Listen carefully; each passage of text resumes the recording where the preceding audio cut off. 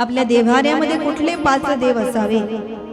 पहिली श्री गणेश देवता, दुसरे या ठिकाणी सांगितले भगवान भोले बाबा लिंग स्वरूपामध्ये आपल्या घरी असावे, कारण शास्त्राने त्या गृहस्थाश्रमाला धन्यता दिली.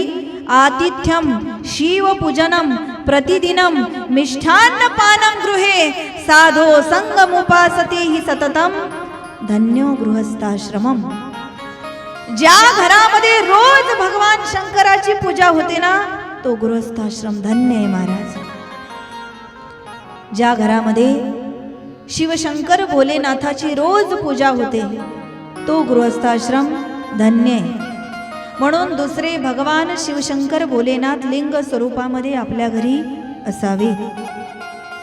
देव्हाऱ्यामधली दुसरी देवता भगवान शंकर. तिसरी देवता सांगितलेली आहे भगवान विष्णू. तुम्ही म्हणाल भगवान विष्णूची मूर्ती तर सर्वांच्या घरी नसते. भगवान विष्णूचं स्वरूप आहे दुसरं भगवान गोपाल कृष्ण, ते प्रत्येकाच्या घरी असतात.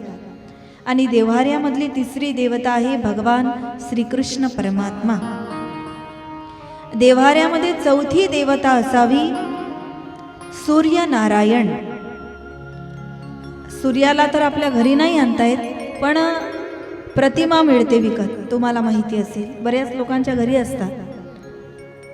चौथी देवता आहे सूर्यनारायण आणि 5वी देवता आहे आदिशक्ती जगदंबा भवानी माता गिरिजा पार्वती.